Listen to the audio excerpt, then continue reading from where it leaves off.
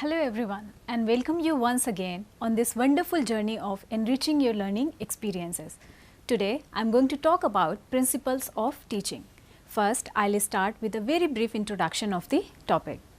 Teaching is a continuous goal oriented social process. It is an integral part of the process of education.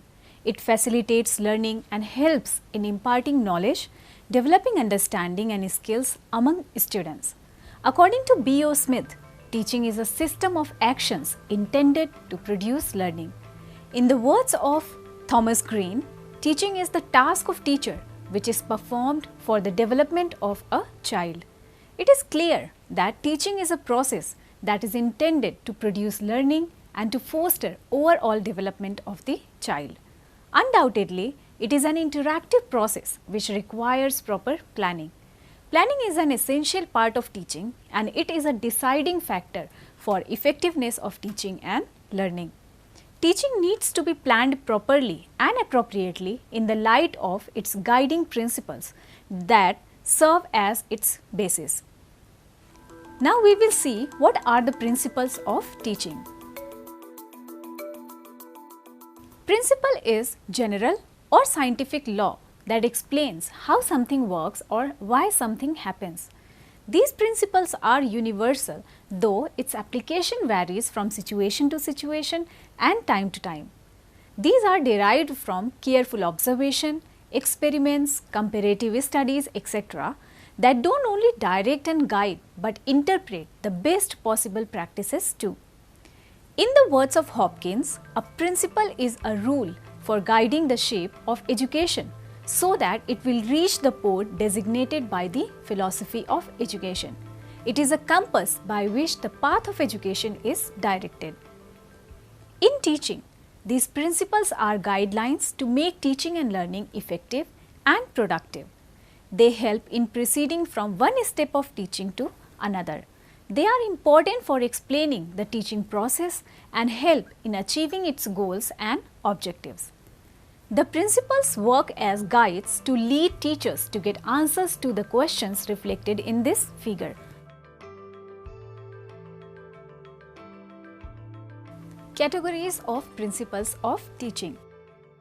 There are different principles of teaching which are broadly classified in two categories. First is general principles of teaching and the second one is psychological principles of teaching. First we will see the general principles of teaching. These principles are associated with the researches and experiments conducted in the field of education and pedagogy. These are elaborated here. First is principles of definite goals and objectives. The goals are general direction of intent which guides the teaching program. A teacher needs to prepare objective, that is explicit formulation of the ways in which students are expected to be changed by educative process. Without clear objectives and goals, teaching is directionless. Objectives help teachers to remain focused and on track. Second is principle of planning. Teaching has to be done in systematic steps which require planning. Quality of teaching depends upon the quality of planning. The desired goals are achieved through it. During planning phase, teacher needs to design objectives and accordingly plan content, methods and techniques of presentation, interaction and evaluation. In brief, this principle helps in getting answer to these questions such as what do I want students to learn? What teaching and learning activities will I use and how will I check their understanding? Third is principle of flexibility. The planning of teaching should not be rigid and stereotyped. Teaching is a social process where fixed rules and procedures will be proved fatal for its outcome. In a classroom, if one method or technique is not working, a teacher should be flexible enough to switch to another one. This requires teachers to be resourceful, imaginative, original and creative for adapting to the requirements of the students and environment. Next is principle of prior experiences. Now, learners are not considered as blank slate without any prior knowledge, but their knowledge is regarded as a strong foundation for the new knowledge to be presented. The maxim of teaching also says that good teaching moves from known to unknown. There should be connection between prior knowledge and new knowledge for facilitating teaching that helps in achieving desired objectives with ease and economy. Next is principle of child-centeredness. The main objective of teaching is to bring desirable changes in behavior of the child. The attainment of this objective depends upon the application of child-centered approach. The planning, implementation and evaluation of teaching act should be centered around the child. Next is principle of recognizing individual differences. In nature, no two beings are alike. Every individual varies from others on ground of intelligence, attitude, traits, behaviors, abilities, socio-economic background, etc. This principle suggests teachers to understand individual learners and provide instruction accordingly. Next is principle of real life context. Everyone learns best when provided with the lifelike examples, situations and surroundings. The same applies in teaching too. Therefore, teaching should be linked with the necessities and events of actual life of the students. Next is principle of correlation with other subjects. The inclusion of every subject in a school curriculum has different objectives. These subjects must be integrated together for better learning outcomes. Segregate subject approach will not be helpful in developing all faculties of students. Every subject should be correlated with other subjects for better transfer of learning and utilization of knowledge of one subject in the field of other. Now, principle of effective strategies and instructional materials. Product of teaching is dependent upon the input and processes involved for the same. So, teacher needs to select appropriate teaching strategies and meaningful materials suitable for learners' needs, topic and instructional objectives. Next, principle of active participation. Teaching is not a one-way process where students are passive listeners and teachers act as authority. For learning to occur in true sense, students need to be involved in this process. Their active participation helps in realizing the objectives more effectively. It can be done through application of different strategies. Principle of utility. Teaching is an integral element of education that supports the principle of utility, which focuses on making learners able to utilize the material learned to improve their condition of living. Principle of conducive environment. The provision of conducive environment is prerequisite for meaningful learning. The factors like seating arrangements, ventilation, light, group dynamics, classroom interaction, discipline, etc. influence the teaching learning process. According to Gane, the essential task of the teacher is to arrange the conditions of the learner's environment so that the process of learning will be activated, supported, enhanced and maintained. Now we will see what are the psychological principles of teaching. These principles are based on the experiments and researches done in the field of psychology of learning. The psychology of learning is important in stimulating and influencing the teaching learning process to make it more effective. These principles are given here. Principle of motivation and interest. Motivation and interest are the key ingredients of effective teaching and learning that help in increasing the curiosity of learners to learn new things. Motivation helps in activating the behavior of learners and leads them to reach the set goals. Teaching should be able to arouse that interest of students. Next, principle of practice and revision. The desired changes in behavior may occur through the use of revision and practice. Through this, students can master the knowledge and develop skills. A good teacher always provides practice, revision, recapitulation and application of learned content in order to achieve the objectives. Next, principle of readiness. This principle states that learning depends upon the learner's readiness to act, which strengthens the bond between stimulus and response. Good teaching follows this principle.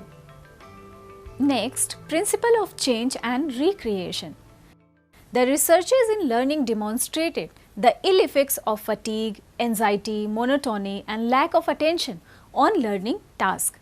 If the same content and strategies are used by the teacher all the time, it will lead to monotony that affects learning adversely.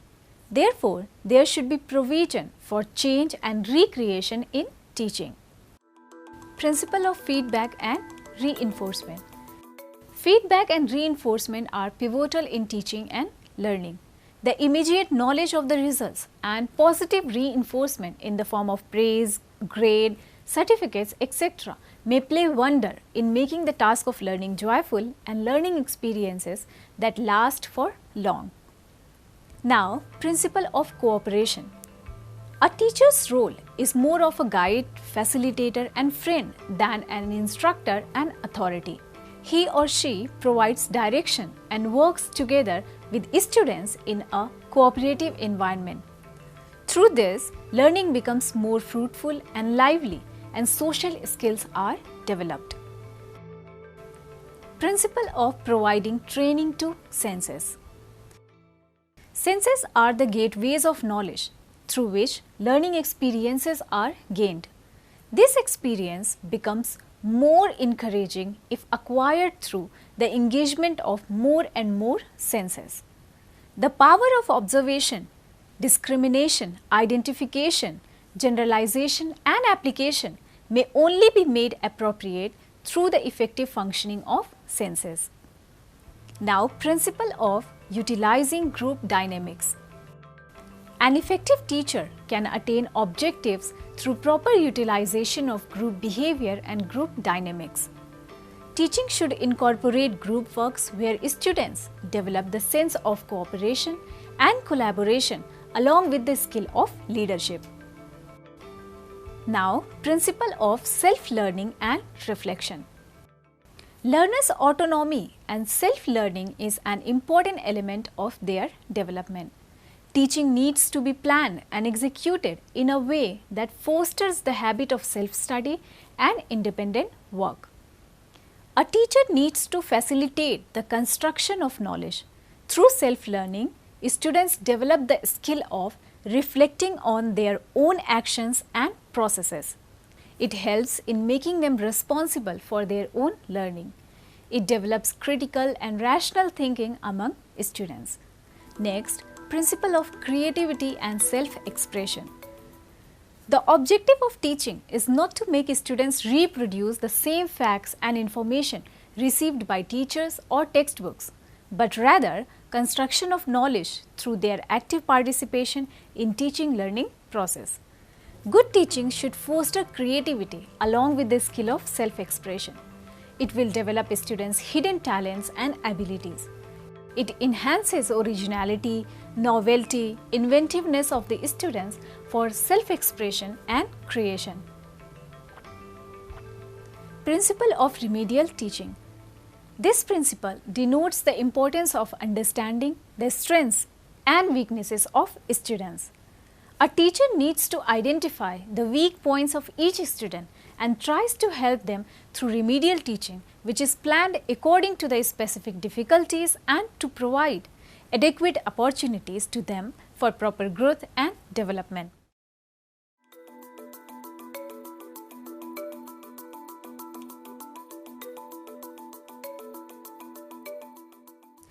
To conclude, it can be said that teaching is a complex phenomena which requires proper planning and its appropriate execution in correspondence to its guiding principles.